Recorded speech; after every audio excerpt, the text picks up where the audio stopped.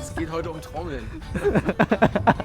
Nee, eigentlich tut's das nicht, weil wir sind zwar wieder auf der Seven Seas, es gibt wie immer viel zu tun. Weniger neue Projekte, sondern mehr Maintenance diesmal. Unter anderem kommt sie raus, heute oder morgen, das müssen wir noch mal schauen, damit wir das Sail Drive Öl wechseln können.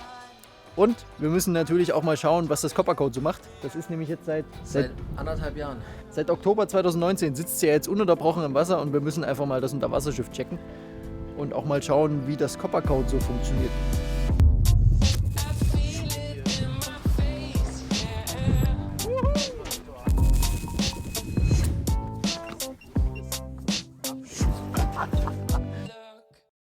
Bisschen Maintenance ist ab und zu mal notwendig. Deswegen war heute mal die Furling dran, also die Trommel, der Selden-Furler hier. Das ist jetzt auch schon wieder 3 Jahre her, dass ich die mal richtig auseinandergenommen habe und alles geschmiert habe. Das war jetzt mal wieder notwendig gewesen, weil das Ding soll ja leicht laufen. Ja, das ist das Thema und kaputt gehen soll es auch nicht. Abnutzung etc., weil die Teile sind echt teuer. Und jetzt läuft wieder alles wie geschmiert sozusagen, wie es aussieht. Müssen wir uns nur wieder zusammenbauen. Meine nächste Furling-System, wenn das mal den Geist aufgeben sollte, was ich nicht hoffe, dass das demnächst passiert, aber wenn, dann wäre das sicherlich ein Flatband-Furler, also ein Furling mit einem dünnen Band sozusagen, weil die wesentlich kleiner aufbauen und ein höheres Drehmoment haben durch den Hebel, der da entsteht. Also ein Anzugmoment. Das ist insgesamt, finde ich, einfach eine sehr gute Alternative zu den konventionellen Furling-Systemen. Mal gucken, aber ich hoffe, das Ding hält noch eine Weile.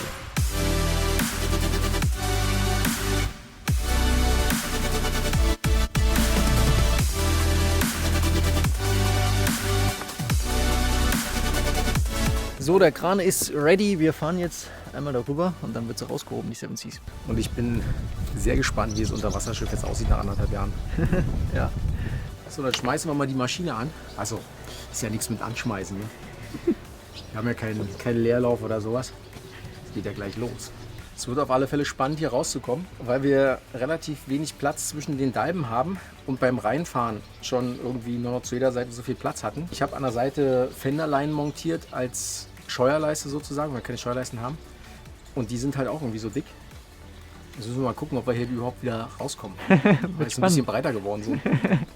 Was machen wir, wenn nicht? Dann muss Domi herkommen und die Dalben auseinanderdrücken. Oder die Dalben durchsägen.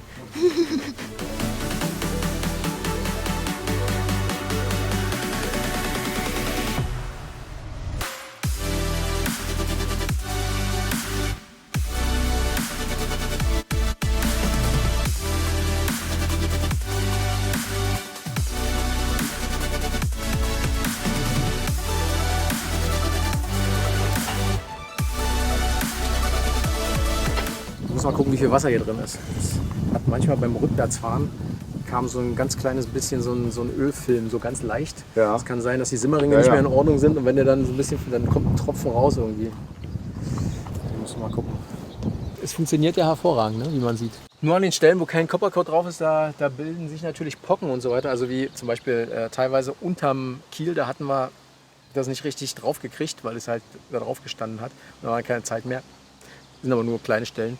Wie hier zum Beispiel am Echolot, ja, da bilden sich auch ein paar Pocken. Ansonsten sieht es sehr gut aus.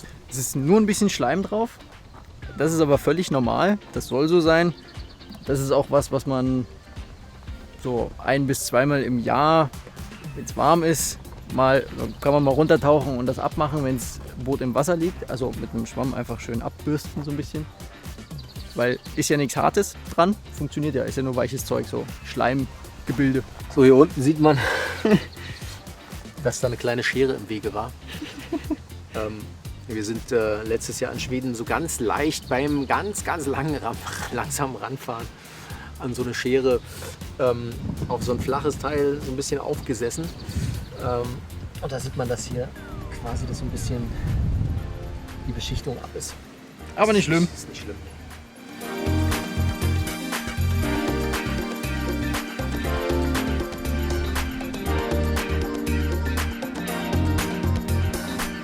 So, Wo ist denn nun?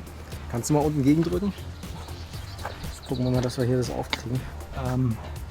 Da unten. Ja.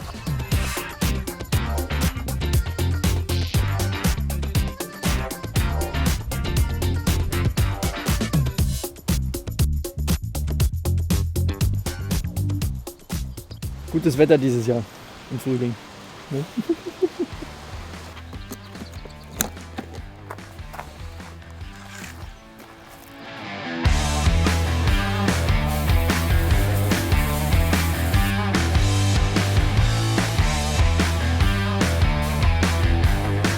So, hier sieht man sehr schön den Unterschied, wie das Boot aussieht nach 1,5 Jahren im Wasser. Das ist der Bewuchs, der jetzt dran war.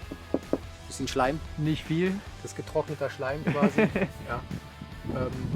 Und hier ist abgewaschen, sauber. So sieht der aus. Es war also so gut wie gar nichts dran, außer ein bisschen Schleim. Und an den Stellen, wo kein Coppercoat drauf war, da wie hier zum Beispiel, ne, an der Gummidichtung hier vom Sail Drive, da haben sich dann Pocken abgesetzt.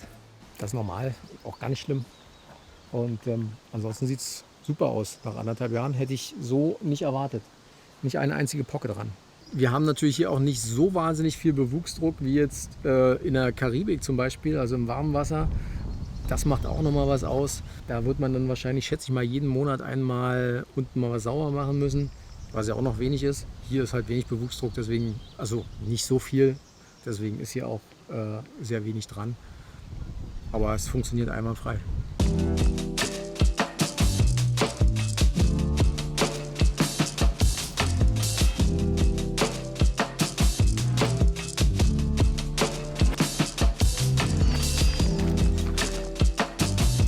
So, wir sitzen wieder im Wasser und natürlich haben wir auch direkt 5 neue Baustellen angefangen. Ne? Nee, 3. Ne, nur 3, okay. Also die Winschen werden geserviced, die Beschläge da neu eingeklebt und so weiter. Also gibt ja immer was zu tun. Ne? Wir wollten in diesem Video einfach mal unsere Erfahrungen mit Coppercoat teilen und gucken, wie es aussieht. Also sieht gut aus. Das war es eigentlich. Wir sind ja eigentlich hier, weil wir das Unterwasserschiff machen wollten, im Sinne von rausheben, Ölwechsel beim Sail Drive, die Anode wechseln und sowas, was eben dazugehört. Und natürlich nach dem Coppercoat schauen, ganz klar. Und wir haben es jetzt 1,5 Jahre, ein bisschen mehr als 1,5 Jahre drin. Wir waren also gar nicht draußen gewesen im Winter. Und es sieht fantastisch aus. Ein bisschen Schleim war dran, mit dem Kercher abgekerchert, nicht zu dicht dran und alles bestens.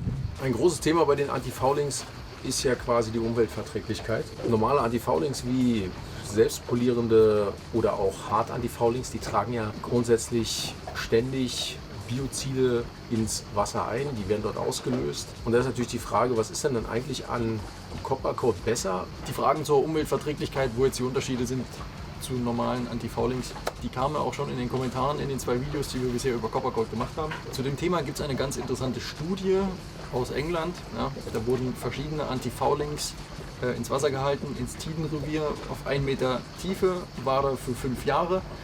Und nach diesen 5 Jahren hat sich herausgestellt, dass die normalen Antifoulings 95 bis 100% des Materials haben sich abgetragen, ja, durch die 3 bis 4 Knoten Strömung.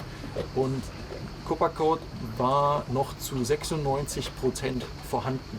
Ja, also es hat sich 4% abgetragen über diesen Zeitraum von 5 Jahren.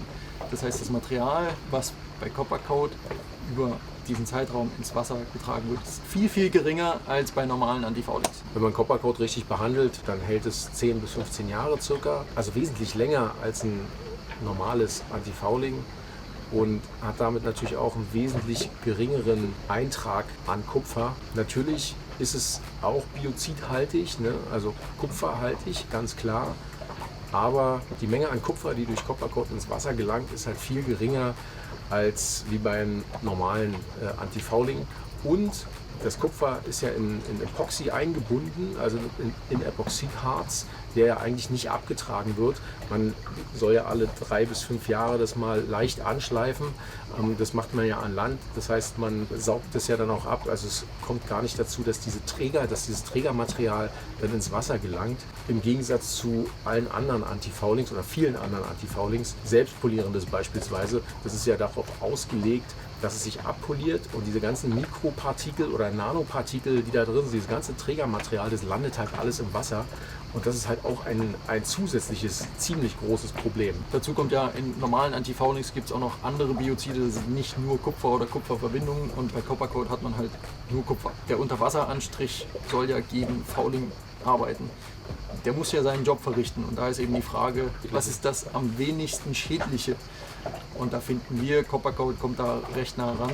Wenn es sehr gute Alternativen geben würde, dann würden wir die wahrscheinlich auch wählen, ganz klar. Wir wollen ja möglichst komplett giftfrei sozusagen unterwegs sein. Die gibt es aber für uns nicht, weil wir unser Boot nicht aus dem Wasser holen wollen. Ne? Also ich will, wenn ich auf Langfahrt bin, dann möchte ich das Boot möglichst wenig aus dem Wasser holen. Das ist halt so gut wie nicht möglich oder die Alternativen sind halt sehr, sehr teuer. Genau. Dazwischen kann man irgendwie wählen. Deswegen ist für uns Coppercoat einfach die beste Alternative, weil es am wenigsten von den Antifoulings, von den biozidhaltigen Antifoulings die Umwelt belastet. Wer von Coppercoat jetzt vielleicht zum allerersten Mal gehört hat und mehr wissen möchte, der kann hier links oben einfach das Video anklicken. Da tragen wir es nämlich auf und erklären auch genau, warum eigentlich. So, das war's von uns. Bis zum nächsten Mal. Wir sehen uns. Ciao, ciao.